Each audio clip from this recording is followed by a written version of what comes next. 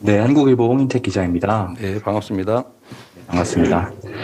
부동산 정책에 대해서 말씀 여쭙고 네. 싶은데요. 현 정부 부동산 정책에 대해서 무엇이 가장 문제였다고 보시는지 한번 여쭙고 싶고요. 그리고 최근 민주당이 당론으로 정한 종부세 부과 기준 상위 2%로 완화하는 것에 대해서는 또 어떻게 평가하시는지, 그리고 또 지사님 공약인 기본주택은 또 임기 중에 몇 호나 어떤 재원으로 공급하실 계획이신지 여쭙고 싶습니다. 네. 아마 저도 이제 문재인 정부의 일원이고, 이제 민주당 정권이라고 보통 부르는 우리 민주당이 만들어낸 정권의 한 부분을 맡고 있습니다. 그래서 마치 남의 얘기하듯이 이건 잘못됐고 이건 잘했고 이렇게 평가할 입장은 못 된다는 말씀 먼저 드리고요. 뭐 잘했든 못했든 저는 그 정부의 일원이기 때문에 뭐 공도 나누겠지만 과도 저의 책임의 일부로 생각합니다. 그래서 남 얘기하듯이 논평하기는 좀 어렵다는 말씀 먼저 드리고요. 다만 부동산 정책은 우리 국민 모두가 그렇게 생각하십니다. 너무 많이 올랐고 또 정부가 충분히 정말 할 수 있는 역할을 다 했는지에 대해서 의구심을 가지고 있는 건 사실이죠. 뭐 우리 경기도에서도 저희는 뭐 워낙 권한이 적어서 그러긴 한데 저희가 외국인하고 기업들의 그 비업무용, 그러니까 필요한지 여부를 시장 군수의 허가를 받아라라고 저희가 지금 현재 허가제를 도입해가지고 시행하고 있는데 기업들이나 외국인들의 그 주택용 대지 취득이 절반 또는 뭐 한 4분의 1까지 거의 대폭 줄었습니다. 이런 거를 보면 사실은 이제 정부를 이기는 시장도 없고 또 반면에 시장을 이기는 정부도 없다는 말이 사실 둘 다 일리가 있는 것이죠.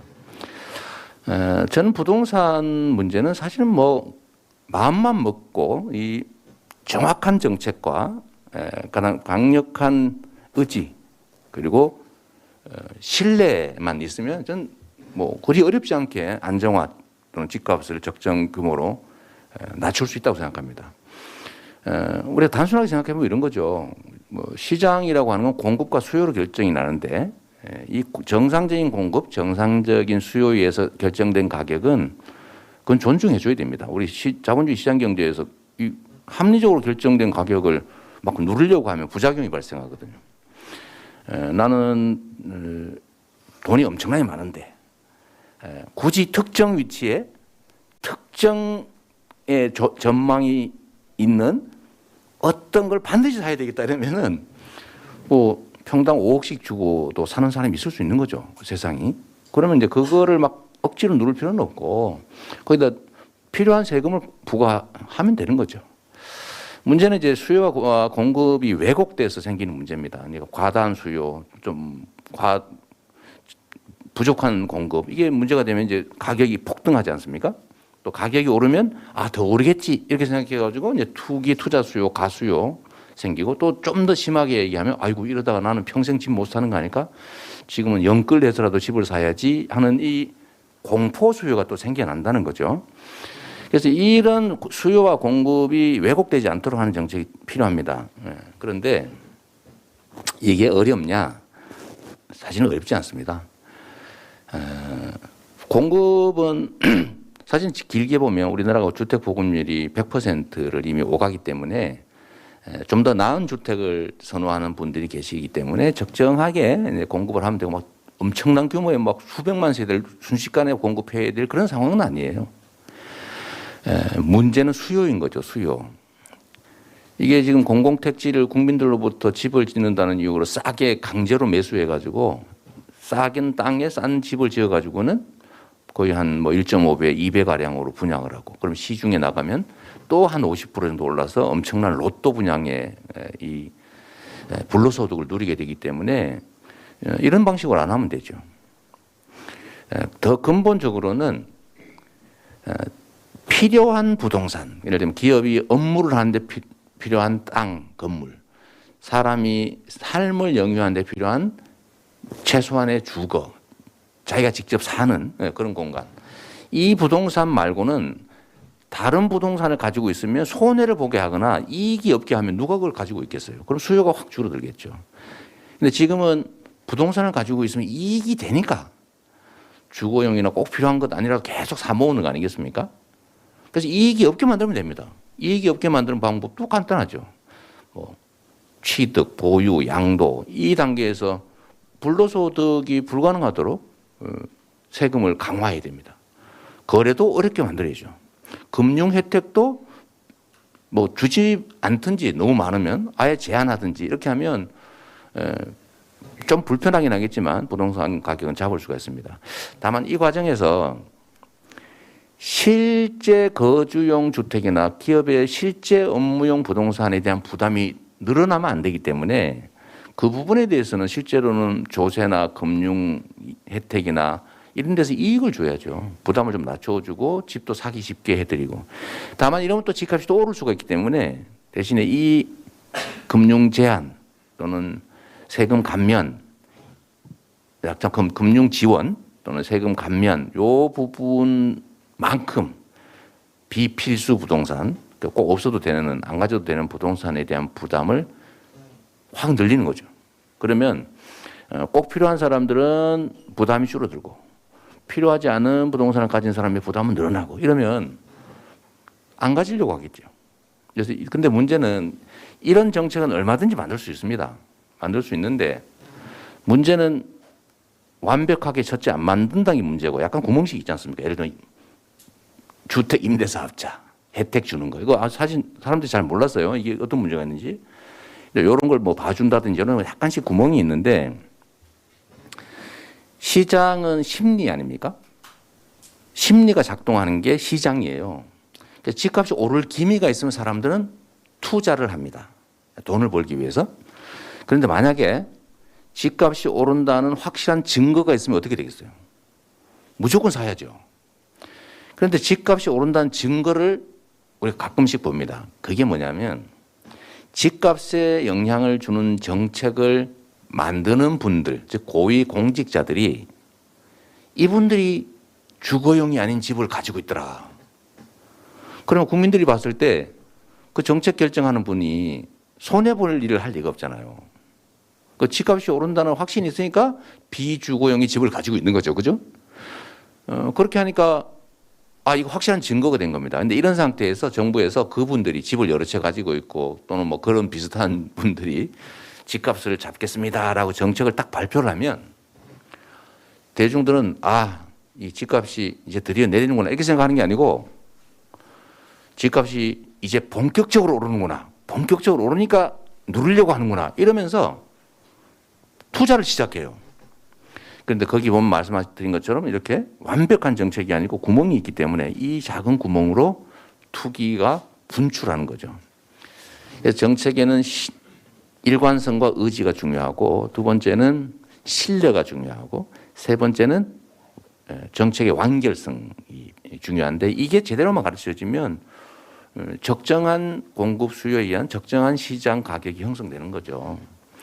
그래서 저는 얼마든지 사실 집값이라든지 부동산 문제는 해결할 자신이 있습니다. 원래 효율적인 정책일수록 즉 효율적 정책이란 기존 정책보다 더 많은 사람이 더 많은 혜택을 보는 정책을 말하는 것이고 그런 걸 보통 우리는 개혁이라고 부르는데 이게 효율적인 정책일수록 과거에 부당하게 혜택 보던 사람들의 혜택이 많이 줄어들기 때문에 저항이 클 수밖에 없습니다.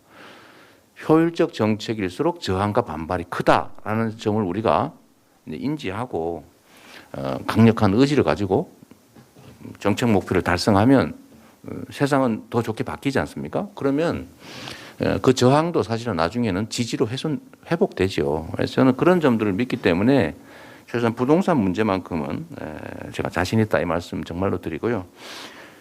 종부세 완화 문제에 대해서는 아까 설명드린 데 내용이 좀 있긴 한데 좀 요약을 하면 지금 현재 어쨌든 정부의 정책이든지 세계적인 유동성의 뭐 증가라든지 뭐 여러 가지 문제 때문에 집값이 지나치게 올랐고 집값이 지나치게 오르니까 일부는 내가 뭐 집값 올려달라고 그랬습니까? 근데 집값 올랐다고 세금 올리면 나 지금 수입도 없는데 어떻게 먹고 삽니까? 라는 말이 일리가 있게 된 거예요. 그래서 이런 분들은 사실 억울하기 때문에 저는 아까 말씀드린 것처럼 실거주용 1주택에 대해서는 확실하게 세제 혜택을 좀 더 많이 드리고 부담을 경감해 드리고 또 금융 혜택도 더 많이 드려야 된다라고 말씀드리고요. 뭐 그 방법은 여러 가지가 있겠죠.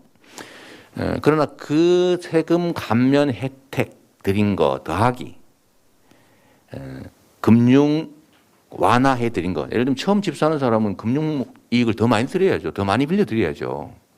그러나 그럼 집값이 오르기 때문에 그거를 합친 거 이상으로 비필수 부동산, 비주거용 부동산 또는 투자 투기용 부동산 주택에 대해서 금융 제한을 강화하고 세금 부담을 늘리자라고 말씀을 드리는 거예요. 이거를 저는 부담 제한 총량 유지 또는 강화의 원칙이라고 제가 나름 이름 붙여봤습니다. 부담과 제한, 금융 제한 같은 거 말하죠. 금융 제한 또는 거래 제한 이런 제한, 부담, 조세 부담 뭐 이런 부담, 제한 총량을 최소한 유지하고 기본적으로 늘려가야 된다. 그러나 이렇게 하면 전체적으로 부동산 가격도 잡으면서 이 구체적으로 억울한 피해를 입는 분들에 대해서 구체적으로 타당한 정의를 구현할 수가 있죠. 그래서 제가 이것도 당에 사실 말씀을 드렸는데 이 종부세 완화만 하고 부동산 전체에 대한 규제나 부담을 강화하지 않았기 때문에 사실은 뭐 좀 저는 아쉽습니다. 말씀드렸는데 잘 안 됐다는 말씀드리고요. 저는 그러나 앞으로 좀 부동산에 대한 부담은 비필수 부동산에 관한 한, 즉 투기 투자 부동산에 대한 것이라면 세금 폭탄 아니라 그 이상의 강력한 징벌적 제재를 가해야 된다고 생각합니다. 다만 이렇게 징벌 수준의 제재를 가할 때, 징벌 수준의 제재를 가함으로써 실주거용 그 소유자 또는 기업이 업무용 부동산 보유한 기업, 이런 기업이 피해를 보면 안 되지 않습니까? 그래서 아까 말씀드린 것과 반대로 강력하게 비필수 부동산에 대한 부담과 제한을 징벌적 수준으로 강화를 하되 실주거용의 실수요 부동산에 대해서는 지금보다는 부담을 또는 제한을 대폭 완화해야 된다. 이런 말씀을 드립니다. 그렇게 하면 저는 부동산 쉽게 잡을 수 있다고 보고요. 기본주택 문제는 사실 그렇습니다. 우리나라가 서구 선진국에 비해서 공공주택 비율이 너무 적습니다. 8%밖에 안 되고요. 이게 계속 8% 정도를 유지해요. 왜냐하면 임대라고 짓긴 짓는데 임대 지은 다음에 이것도 몇 년 지나면 또 분양을 해버려요. 그래서 사실은 사람들이 공공임대에 들어가서도 내가 임대를 산다 이 생각 안 하고 내가 언젠가는 분양을 받는다. 즉 지연된 분양주택인 거죠. 사실 공공임대주택이 아닙니다. 그래서 늘어나질 않아요.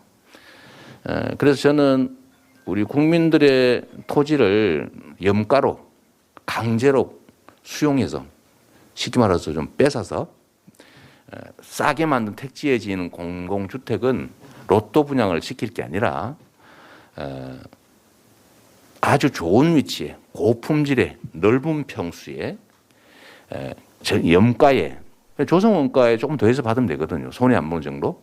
염가에 임대료를 받으면서 자기가 원하는 때까지 살 수 있도록 뭐 대통령님의 표현에 의하면 평생주택, 우리 경기도식 표현으로 하면 기본주택 이런 것들을 좀 대량 공급할 필요가 있다고 생각합니다.